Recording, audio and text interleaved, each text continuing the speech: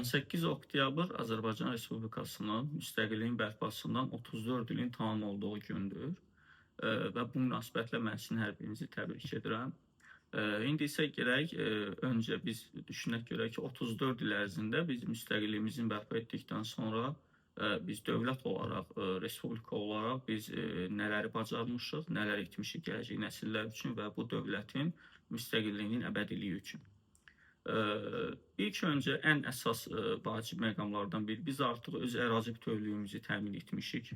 Azərbaycan ordusunun sayəsində təbii ki, biz bütün ordumuza nə qədər ki Azərbaycan Respublikası var, nə qədər ki Azərbaycan dövləti var, biz onlara həmişə bir ömür borclu olaraq qalacaq təbii ki. Hətta mən deyərdim ki, 91-ci ildən öncə belə biz ərazi bütövlüyümüzü, suverenliyimiz tam deyildi. Çünki Dağlıq Qarabağın ucqar hissələrinə, yəni keçmiş Dağlıq Qarabağ Muxtar Vilayətinə Azərbaycan artıq nəzarəti tamamilə itirmişdi. 87-ci ildən başlayan konflikt, daha sonra 88-ci ildən etibarən demək olar ki, biz Dağlıq Qarabağ adlanan həmin hissəyə demək olar ki, bütövlüklə nəzarəti itirmişdik.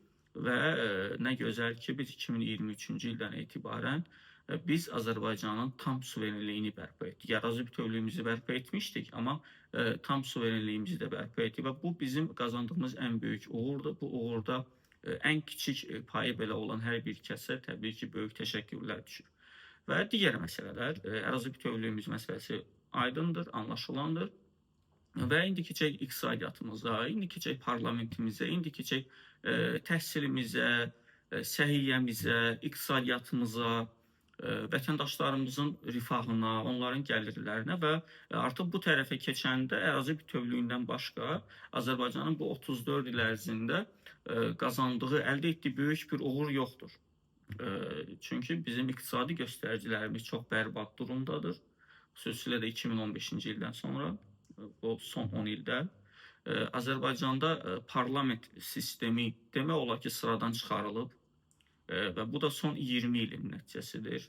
Bir qədər öncəyə də getsək, 25 ilin nəticəsidir. 2000-ci ilin parlamentindən sonra demək olar ki, mərhələ-mərhələ Azərbaycan parlamenti gündən-günə, ildən ilə zəiflədilib və indiki duruma gətirib çıxarılıb. Azərbaycan iqtisadiyyatı danışmağa dəyməz, əhalinin rifahı, gəliri, kənd təsərrüfatı, demək olar ki, bütün sahələrimiz ildən ilə zəifləyir. Təhsilimizdə nisbi uğurlarımız var, amma cəmiyyətimizin təhsil durumu çox aşağıdır, gözləniləndən çox aşağıdır. Hətta bizim təhsil nazirliyimiz 1-2 il bundan öncə açıq şəkildə qeyd etdi ki, Azərbaycan xalqının 60%-i oxuduğunu anlaya bilmir və bu çox böyük problemdir. Əgər bir cəmiyyət və cəmiyyətin 60%-dən çoxu oxuduğunu anlaya bilmirsə, bu bizim irəlidə çox böyük bir qədər şişirtmə kimi səslənməsin, amma fəlakətlərin gözlədiyinin xəbərçisidir. Azərbaycan səhiyyəsində son illərdə nə qədər də icbari tibbi sığorta məsələsi gündəmə gəlsə də, tətbiq edilsə də, səhiyyəmizin keyfiyyəti ürəkaçan deyil. Universitetlərimizdə durum bir qədər ildən ilə inkişaf edir, amma yenə də ürəkaçan qədər deyil, amma məktəblərimizdə durum ildən ilə pisləşir. Burada biraz artıq balans pozulur. Ən əsası isə xalqın iqtisadi durumudur, dövlətin iqtisadi durumudur. Azərbaycan dövlətinin iqtisadi durumu çox bərbad vəziyyətdədir. Hətta 2 gün bundan öncə bizim Maliyyə Naziri təyin olunmuş keçmiş Sosial Müdafiə Nazirliyimiz Sahil Babayev qeyd etdi ki, pensiyaların yaş həddinin artırılması nəzərdən keçirilir. Və bunun xəbərçisidir ki, ola bilər ki, növbəti ildən etibarən pensiya yaşı da artırılsın. Bunu nəyə əsasən edirlər, ortalama yaşı necə çıxarırlar, mən açığı bilmirəm, amma bizim gördüyümüz, müşahidə etdiyimiz, bəlkə sizin hər birinizin də elə müşahidə etdiyi budur ki, ildən ilə Azərbaycanda onsuz da insanların pensiya yaşına çatmadan dünyasının dəyişmə faizi artır. Bizim hər birimiz öz ətrafımızdan, qonşumuzdan, qohumumuzdan və yaxud da ki, öz valideynlərimizdən bunu görürük. Hələ üstəlik, yığılmış pensiya kapitalının da vətəndaşa qaytarılması məsələsi hüquqda boşluq var bu baxımdan. Pensiya kapitalının qaytarılması nə deməkdir? Bir vətəndaş bəlli bir yaş həddinə çatır, onun dövlətdə bir 20-30 il işləyib vergi ödəyir. Amma həmin şəxs pensiya yaşına çatmazdan öncə dünyasını dəyişirsə, onun yığılmış pensiya kapitalı da ölür. Amma bu ədalətli deyil. Onun yığılmış pensiya kapitalı vətəndaşa onun hüquqi varisinə qalmalıdır deyə mən düşünürəm. Çünki təsəvvür edin ki, həmin vətəndaşın götürdüyü kredit əgər həmin onun hüquqi varisinə çatırsa, niyə həmin vətəndaşın bugünə kimi yığılmış pensiya kapitalı onun hüquqi vətəndaşına çatmasın? Bu elə ən kiçik bir arqumentdir burada. Bu pensiya yaşının artırılması, ümumiyyətlə gündəmə gəlməsi belə rüsvayçıdır, utanc vericidir bu iqtidar üçün. Yeni Azərbaycan Partiyasının hakimiyyəti dönəmində Yeni Azərbaycan Partiyasının rəhbərliyi tərəfindən təyin olunan nazirlər, məmurlar və onların şöbə müdirləri tərəfindən həyata keçirilən bu paketlər, bu sistem bu sanki xalqın əleyhinə hazırlanmış bir sistemdir. Əksinə pensiya yaşı azaldılmalıdır, çünki artıq insanların ortalama yaş həddi aşağı düşür. Siz ona əksinə ildən ilə pensiya yaşını artırırsınız və bu müstəqillik dönəmində həyata keçirirsiniz bunu. Artıq 34 ildir biz müstəqil dövlətik. Müstəqilliyin ilk illərində bağlanan neft müqavilələri, çox yaxşı gəlir gətirən əsrin müqaviləsi təbii ki, burada başlıca məsələ budur.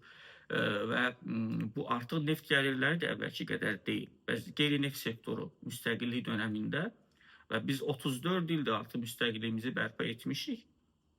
Amma bunun 33 ilini, 32 ilindən artıq daha çoxunu Yeni Azərbaycan Partiyasının hakimiyyəti dönəminə təsadüf edir və 32 ildən artıq iqtidar olan bir partiya, əlində bu qədər güc, əlində bu qədər resurs olan bir partiyanın hakimiyyəti dönəmində necə ola bilər ki, siz qeyri-neft sektorunu bu hala salmısınız? Yəni, inkişaf etmişsiniz demirəm, ha, diqqət edin. Bu inkişaf etməkdə ümumiyyətlə söhbət belə gedə bilməz. Bizim bölgələrimiz boşalır, kəndlər boşalır, insanlar məcburən iş axtarmaq üçün şəhərə toplaşır.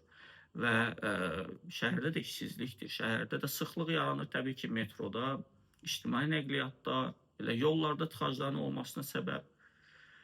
Bu hamısı iqtisadi perspektivin regionlarda demək olar ki, olmamasıdır. Şəhərdə iqtisadi perspektiv gündən-günə azalır, regionlarda isə iqtisadi perspektiv ümumiyyətlə yoxdur. Və kəndlər boşalır, bölgələr boşalır, rayonlar boşalır və insanlar şəhərə axışır ki, heç olmasa fəhlə işi belə olsa burada görsünlər, taksi işi belə olsa burada görsünlər. Halbuki siz artıq taksilərə də məhdudiyyətlər qoyursunuz. Mən keçən dəfə taksi məsələsi haqqında danışmışdım. Bu günlərdə yenidən bir qərar çıxdı ki, o da limitləşdirilir. Hamısı qeydiyyatdan keçirilir və Sovet Rəmsi 250 minə qədər endirilir taksi. Bu artıq hərəkət azadlığının, işləmə azadlığının da pozulmasıdır. Onsuz da Azərbaycanda söz və ifadə azadlığının, birləşmə azadlığının, sərbəst toplaşma azadlığının məhdudlaşmasını biz bilirdik.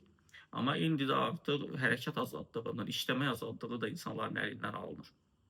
Bu hara qədər davam edəcək. Biz ölkəmizi inkişaf etdirmək üçün bölgələrdə iş yerləri açılmalıdır. Regionlarımız inkişaf etməlidir ki, insanlar kütləvi halda şəhərlərdə məskunlaşmağa üst tutmasın. Və regionlar inkişaf etmirsə, kənd təsərrüfatı inkişaf etmirsə, təbii ki, ölkə iqtisadiyyatı acınacaqlı durumda düşər. Təbii ki, bizim digər dövlətlərdən asılı hala gətirər. Çünki kənd təsərrüfatı o qədər vacibdir bir dövlətin həyatında, bir dövlətin inkişafında. Və müstəqilliyimizin bərpasının 34-cü ilində bizim danışacaq çox da xoş məsələlərimiz yoxdur. Təbii ki, ən böyüyü və tək olan və ən böyüyü olan təbii ki, bizim ərazi bütövlüyümüzün təmin olunmasıdır. Azərbaycan ordusunun qazandığı parlaq qələbədir. Amma tək bununla hər şey bitmir. Torpaqlarımızı işğaldan azad etdik, bəli, çox gözəl. Suverenliyimizi bərpa etdik, bəli, çox gözəl. Amma bu davamlı deyilsə, bu əhalinin yaşayış səviyyəsini yüksəltməsinə gətirib çıxarmırsa, insanların inkişafına, onların rahatlığına gətirib çıxarmırsa, əksinə hələ bu irəlidə daha böyük problemlər yarada bilər bizə. Odur ki, artıq Yeni Azərbaycan Partiyası həm iqtisadi islahatlara, həm siyasi islahatlara, həm mədəni islahatlara artıq ciddi şəkildə başlamalıdır. Bunlar sadəcə söz formasında, bunlar sadəcə görüntü formasında yox, əməli formada artıq həyata keçirilməlidir və bunda xalq görməlidir. Mən bir daha sonda, çox uzun danışmaq istəmirəm, sonda müstəqilliyimizin əbədi olmasını, Azərbaycan Respublikasının, Azərbaycan dövlətinin əbədi olmasını bizim hər birimizə arzulayıram və burada kiçik bir, önəmli bir məsələ var.